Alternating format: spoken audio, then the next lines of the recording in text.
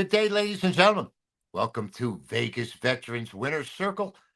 I am Chip Chirimbes. I have two of the greatest handicappers in Vegas history with me today. This is our Super Bowl edition. It will be our final football game show of the season, number 20, and we'll be coming right back next week with NBA, or shall it be NCAA basketball. I have Scott Pritchard with me right here, and he's got some big news about this weekend, which we'll get to. Scott, welcome aboard, and once again, thank you for being with us the entire season. You did a really great job, and I'm looking forward to hearing what you have to say about the Super Bowl. And I'm going to bring in Mr. Jim Feist, Mr. Vegas. You and him have been incommunicado the last couple of days, of course, because of the big action that Scott happens to have going for this weekend, and we'll let you all know about that. But I want to remind everyone, we are brought to you by gamblersworld.net, and we are professional sports handicappers, and we sell our opinions. Right now, we're letting you know, giving you a foundation of how we think and how we come up with our solutions to these point spread problems which present themselves each and every week. All right, guys. Jim, let me start with you, Mr. Vegas, respectfully. We have Kansas City holding steadfast at 1.5, and the total, I think you showed a lot of interest in. I saw it at 47.5. You mentioned 48. What are you looking at as far as the Super Bowl total goes, or even the side? Well, first of all, there's a lot of ones and 1.5s, and when you look at the splits on the game, you're seeing more tickets on Philadelphia and more money on Philadelphia. Yeah. Now, that would indicate to me, and I'd like to hear both of your opinions on this. Right. It kind of indicates to me that Philadelphia can end up the favorite in this game, because we know in the last 48 hours, there's going to be some 7-figure bets on these teams. There's a lot of big money out there that's just waiting to hop on and take what they want. And the move down to 1 from 1.5 and 2 and then the splits leaning to Philly means, right. To me, it's not really favored or dog because it's such an even game. Right. I have a money line bet on Kansas City. I think if these two teams played 10 times, one of them would probably win 6. They're evenly matched in many ways. Coaching leans to Kansas City. Rosters lean to Philadelphia. So the question is, can Spagnuolo and Reid out-coach a team that's stacked with better talent at more positions? Then the question is, because of the receivers coming back and some of the running backs coming back for Kansas City late in the season, are they actually better than their overall season numbers? Jim, I want to get back to the number itself. You mentioned it, moving around a little bit. I think that it is trending a little bit right now toward Philadelphia. There's been significant Kansas City action here the entire time, though. And Scott, when I first saw this number, my impression is exactly like what Jim just said, is that Philadelphia is going to end up going off the favorite. And I haven't seen that kind of movement as of yet. I know you have a lot of interest in this game going off at even money one way or another. And I'll tell you, this is why gamblersworld.net presents to the public out there the best that Vegas has to offer. And I'm talking about you, Scott. And why don't you let everyone know what your proposition is and when you actually made this Super Bowl bet in October, early October? Go ahead, Scott. Give it to us.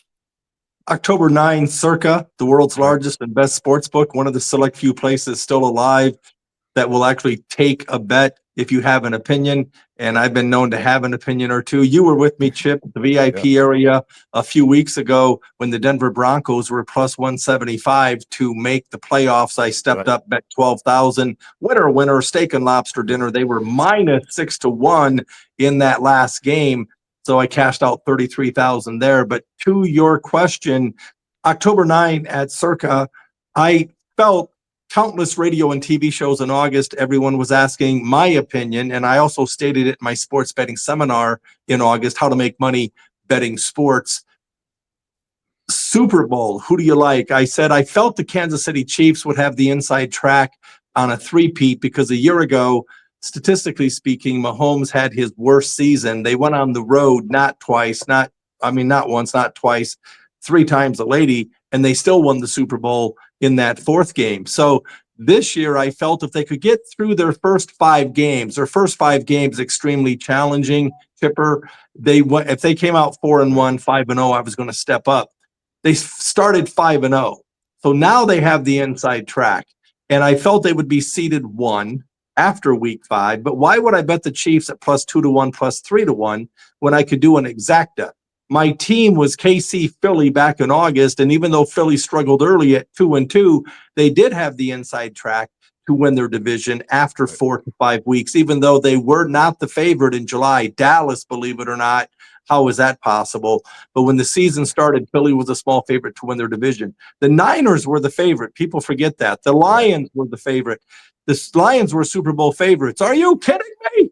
Dan Gamble, name one coach in the history of the world that's won a Super Bowl with the gunslinger gambling mentality, the riverboat gambler mentality. It's never happened. And again, the Lions do what the Lions do.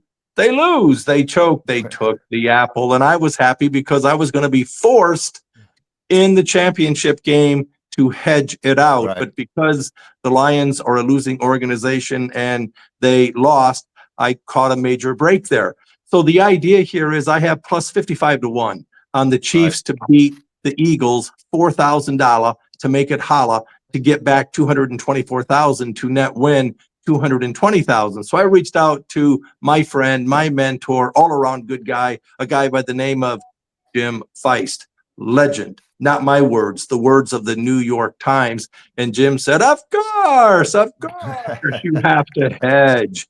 So that's what I've been doing right after the championship games, guys. On Sunday, a week ago, I played the Eagles plus 2, reduced VIG. I also have the Eagles plus 1.5, minus 0.5. And I also have the Eagles at plus 3, minus 144. Circa now has plus 3, minus 185.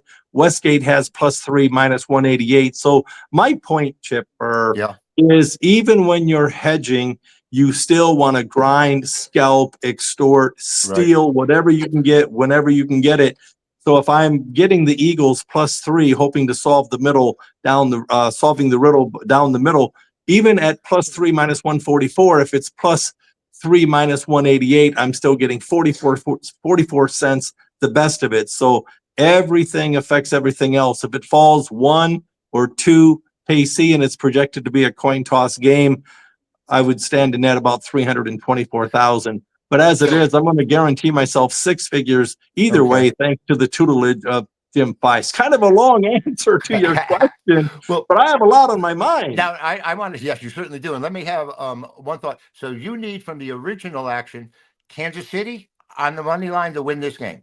Okay. Yeah. Everything else. And so my thought process at that time was if Kansas City should get through, I projected that they would be a small favorite. So, you know, it's one of those things where be right and then sit tight. But now I'm scrambling because I do have to hedge it out. So yes, I have Kansas City to beat the Eagles at plus 55-1, where today they're minus $1.25 to win on the money line. You got a lot better. Hey, Jim, hedging in this situation is a no-brainer, I think, and Scotty certainly got the best of it here. You know, it's a great position to be in, to be able to have this game in here like this, and the fact that everybody would love to be in the same place. I mean, for me, it's we've been in this business of trying to pick winners for 6. You and I, Chip, for 6 decades. Scotty's a little younger than us, about half that much time. But the idea is to make money. Picking winners is great, but making money from your efforts, just like playing the stock market, you want to make money. Every day is profitable. You're doing your job. It's not whether you're winning or losing on the sides. It's how to manage your money and play the angles. Yeah. And that's what Scott did perfectly. Right. And he's in a great position because he did that. But, you know, Jim, we are gamblersworld.net, and you don't get this anywhere else. You're getting the top opinions in the nation coming to you each and every week right here at gamblersworld.net. Give us a like, subscribe. Jim, you've been great with us the entire season. Scotty, of course, is giving you the most valuable insights right now from professionals, people that make their living doing this. Jim, let's go to some of these other possibilities as far as the props go. You know, I haven't been a big prop guy, and now it's sort of forced upon us with all the action we're seeing out there. And I was wondering, how do you guys look for a specific trend to happen and look for that prop that to be delivered to you, or do you look at them all and try and gauge and soak in and bring your opinion that way? Scott, I'll start with you. I was just wondering, you know, with your prop plays. I'm going to address that. It's a great question, but I want to back up because Mr. Feist talked about the similarities between professional sports betting and the stock market. And there are so many similarities. You and I both know that you can make money in a bull market. You can make money in a bear market, but pigs get slaughtered. And so that's why, contrary to what my ex-wife said, I am no pig. Now I want to talk about the props because to your point, I'm a big proponent, Chipper and Mr. Feist, of letting things come to me. I never force anything. I'm a big logic guy. To me, the bottom line is the bottom line. I don't bet teams. I bet numbers. I bet value. I'm a big positive EV, expected value guy.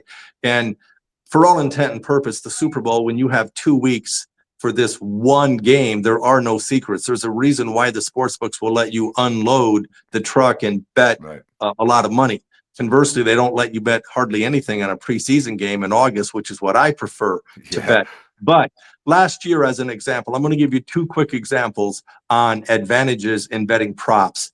Back in 1998, the Green Bay Packers, an 11-point favorite against the Denver Broncos. I took Terrell Davis on a Tuesday over the 69.5 rushing yards for the game.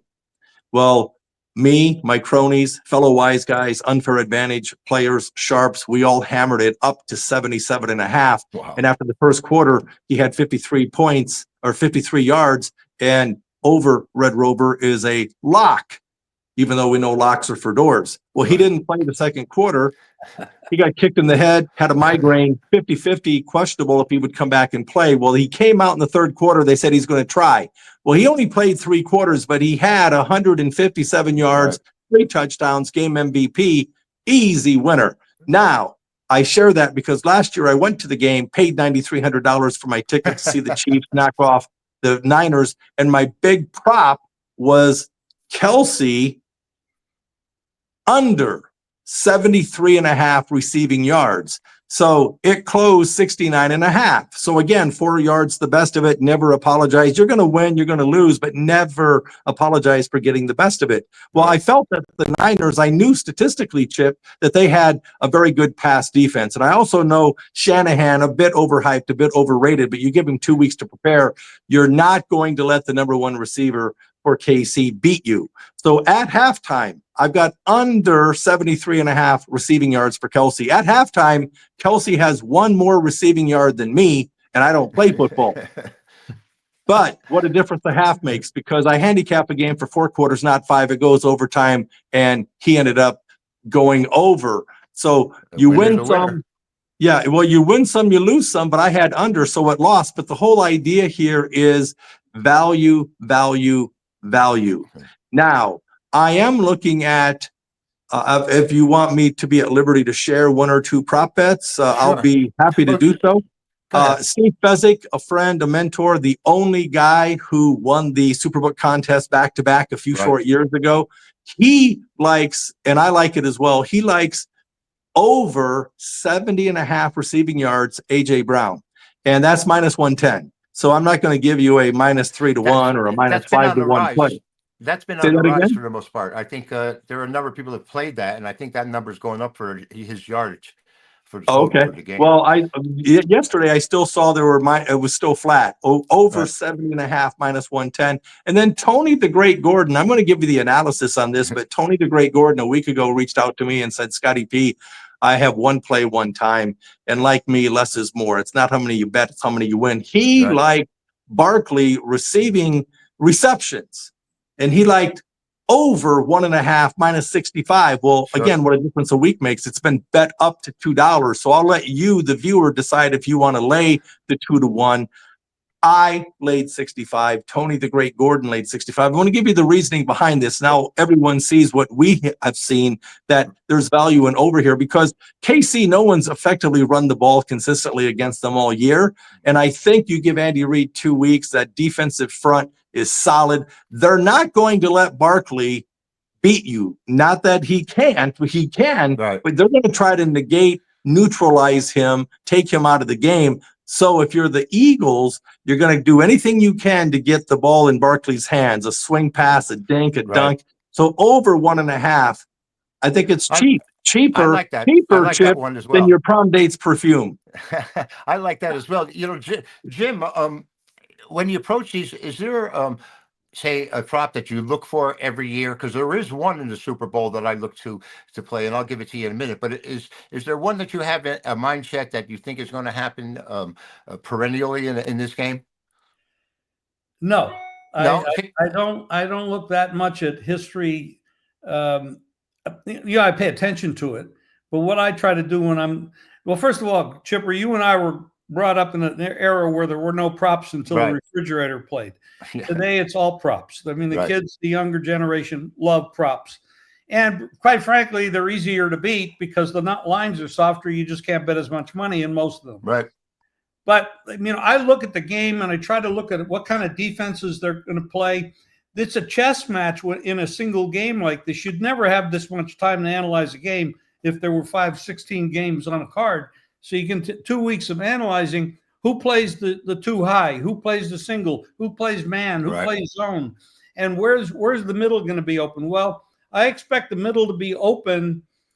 The way Philadelphia plays defense, I expect the middle to be open where Kelsey and the other Were they? tight end, I can't remember his name now, Noah or something. But they're both going to be there. I like both those guys over receptions because the middle is going to be open. That's one possibility. The other thing is you look for Worthy, who's coming on, and he's going to get some rushing attempts and his over receptions and over rushing yards. So I'm looking at the way the defenses might be manipulated by the coaches, because these coaches, even though Sirianni's not Andy Reid, and there's nobody on the defensive side of Philadelphia. The coach for Spagnuolo on the Kansas City is one of the best, maybe the best in the league. And they're going to make a lot of adjustments to take away what the other team Right. does. And that's what Scott was alluding to. It's a chess game. It really is a chess game between two masters. No wonder Fezzik does so well. Pardon? I say no wonder Fezzik does so well, because he's like a grandmaster chess champion. Well, Fezzik's a genius. I mean, there's not too many people that can talk his language. He's very smart. Well, the reason why I asked is because every year there is one prop that I play continuously, and it's been very successful. And I was surprised that the price of it is such a strong underdog. And you got to do some shopping around, because there's players to attempt the forward pass, and I put over 2.5 because a quarterback can go down, or isn't there some kind of trick play or option that you're trying to pull out in a big game to win? So playing over 2.5 attempted forward passes, different players, is a prop that I stay down. It's plus $1.75. And there's another one out there where it says the number of completions, but which would mean, like, if I had the other quarterback come in or did a fake punt and it was incomplete, I wouldn't win the bet, and yet the price is the same. So that's one I always look to. Eagles to make a first down on a 4th and 1, they're 5-1. There was interesting props about field goals and scoring and things along those lines. The Chiefs are favored by 1.5 for every quarter, and how does that equate? Doesn't that make them a 6-point favorite for the game? No, that's a bad number. That's not a good number. Because that's what I'm seeing right here from stations. A good number to take advantage of, because that's a bad price. Now, what about this? I see this all the time. 3 straight scores is $1.60 favorite, and yet 4 straight scores is a 3-1 underdog. And scoring, a couple of props, I guess, have people not scoring in the first quarter at all, or will there be a field goal or not be a field goal in the first quarter? There are so many interesting things here. Jim, you have a KC total going over for the game individually, and you also have both teams to score over in the second half. I got both teams to score over 20 points. Right. I have both teams to go over in the game. We passed by the field goal thing. We didn't talk about that, and we probably should. Go ahead. Elliott has not had a great season. He's missed a lot of extra points and field goals, where the kicker for Kansas City has been excellent. So that's an advantage that nobody really talks about. And when you're talking about a tight game, boy, that could be a big difference. You know, I saw one thing that was kind of interesting to me, that will the game end with a 3-point margin? And that was, I think, plus $1.55, something around there. And, you know, there's a good chance of that happening, considering the game and overtime, and 3 points is a certainly valuable number. And I know Scotty would certainly like to see Kansas City get the 3, but I don't think that's going to happen, my friend. I don't think there's What's any the price chance. on an overtime? Overtime was 7-1. Safeties are 7-1. To win by 3 is plus 550. Now, do all the people understand what the rules are in this game as far as overtime is concerned? If Maybe one you can team, help me. if Well, one I know team, nowadays the rules have changed. Each team gets a chance to score. correct. And so likely, if, like, let's say Kansas City scores in overtime and they go up 7, Right. and then Philly gets the ball, they score and get 6. Now the option for them is to kick the point, tie it, continue, but the next team that scores is going to win the game. So won't they go for 2? That's where a lot of people feel the number one is very important, because if Philly in that case would go for 2 and get it, they would win by 1. If they don't get it, Kansas City would win by 1. Right. So 1 is a very live number. So if you're laying the points in this game, it's a foolish bet. Yeah, you have absolutely. to bet the money line if you're betting the favorite at -1, 1.5, 2, or 2.5. You must. I think, Jim, in your scenario, the second team to score is virtually forced to go for 2, because if they kick it, the other team receives 3 and the game's over. So that's that. Well, if they can kick the field goal, yeah. Yeah, if they can come down with the ball, Yeah. because it's the next score after that. That's Scotty, right. you know, I was kind of surprised that with Mahomes' interception record in the playoffs, I don't think he's may have thrown 1 in the Super Bowl, but he is predicted to throw an interception before Hurts throws an interception. In other words, the Hurts odds are a lot stronger that he's not going to be intercepted, that Mahomes will be intercepted. And I was kind of surprised by that. A lot more passes. What was that, Jim? The total for Kansas, for Mahomes passing, is 36.5. I don't believe it's that high for Hurts. No, I'm talking about interceptions. Well, the more times you throw the ball, 9 more passes, I think, they have in him. Yeah, the more times you throw the ball, the more likely you're going to have an interception. But, you know, the idea that he just doesn't give the ball up, or he hasn't for the most part of his career. Right. And Barkley's over-under, Scott, is 24.5 yards for a single carry. And the Eagles extraordinarily high, Jim, as well, with 188.5 total rushing yards. I mean, that's kind of telling. Well, the Eagles going to control the ball on the ground. They're not going to play Washington this week. Yeah, they're playing a much better defense and much better coaching. And you can't read too much into what Philadelphia did against Washington, or what Washington did against Detroit, absent all their defensive players. As Scotty said, he doesn't rate Detroit very highly. So you have to take the body of work. And if you were just looking at the rosters, you would be betting Philadelphia. When you start plugging in the coaches and Mahomes over Hurts, now that brings the game a whole lot different picture, because roster-wise, Philadelphia has the better players in more positions. I was so surprised that Kansas City actually came up the favorite here. I mean, after scoring that 55, 56 points, whatever it was, against Washington, and the momentum that Phillies had, I really thought that they were going to come up the favorite. Did it raise your eyebrow at all, Scott, when KC came up the favorite, or did you just assume that a team going for a three-peat would get the nod? It just so happens that history has a way of repeating itself. The fact that Kansas City has played in 7 consecutive AFC championships games, the fact that Andy Reid is the best coach on the planet as far as in-game adjustments with X's and O's. I've seen it too many times. You've got a great quarterback. The skill position players for the Chiefs are 5-star, rock star, superstar players. They've been there. They know what it takes to win, and that's all they do. They don't care about covering the number. They just flat out win. So people, even though there's reverse hate for the Chiefs because they want to see anyone win other than KC, proven winners win. Case in point, It wasn't that long ago when these two teams played 2 years ago, and it was 24-14 Philly at halftime because of Andy Reid down 10 at half, they scored on every single second half possession.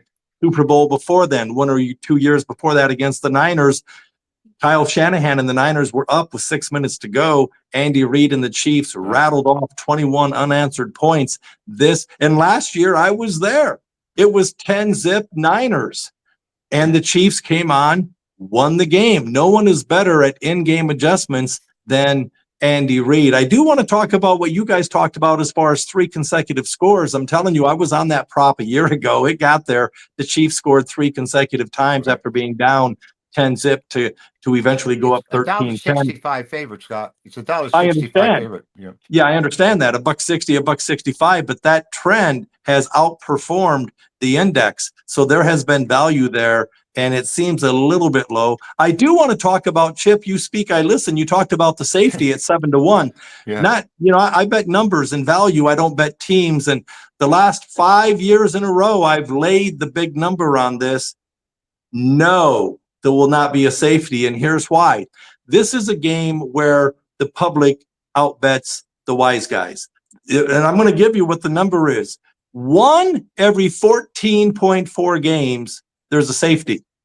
Once every 14.4 games, there's a safety. Yet, because the housewives of Topeka and Kalamazoo and the carpenters from who knows where, everyone bets this game, they all fall in love with the big fat plus, even though you're getting raped. You're getting raped with the capital R on the number. If every 14 games there's a safety, but you are saying, oh, I'll take plus 5-1, it's minus 7-1 on the safety. The only thing I've been preoccupied with my big future, so I'm not playing the yes, no safety this year, but minus 7-1, I've been able to find positive equity on that in the past only because Joe Public is betting the big fat plus, even though there's no value there. Well, I'd be so afraid of what we saw, Jim, when Mahomes are just continually, the game's locked up and they're walking out to the back of the end zone as the clock's running out. And we've seen that happen a number of times. By the way, out there, we are gamblersworld.net. There are no just talking heads like you see on every other show. These are insightful professionals giving you their sports opinion on the biggest game of the year. Jim, somewhere in all of that, Scotty actually reinforced what you had said and about Andy Reid being one of the greatest coaches in our time, if not ever. And it's really interesting out here. There was so much Kansas City. Let's put it this way. Undervalued or underrated. People just weren't giving them the kind of respect that a Super Bowl champion, 2-time defending Super Bowl champion should be receiving, because they had 17 straight 1-score victories. And that in itself is an anomaly. Jim, they know how to win the close ones. And that's probably why they came up the favorite in this one overall. Well, the defending champs. They've beaten everybody that's in front of them. Yeah, they're not impressive. They didn't win the last game by 55, but they also didn't play Washington. Yeah. You also have to remember, we don't talk enough about it, and I really have to keep harping on this. Andy Reid's a great coach. He might go down as the greatest coach ever.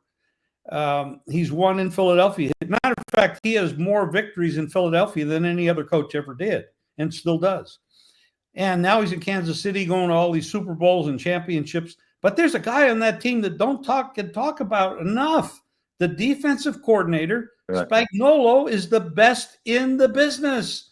And bar none, he is the best in the business. And that is the reason they're so tough in tough games. When he brings a blitz by a back for the first time in the game, in the key position, that is a pattern of his, bringing blitzes from different places. Most coaches do not do that. They do one thing over and over and over again. He has all these schemes, and it baffles the defenses, because when the defensive linemen are down in position, they can't see what's going on back in the back and what those backs are doing. Right. And they can't protect.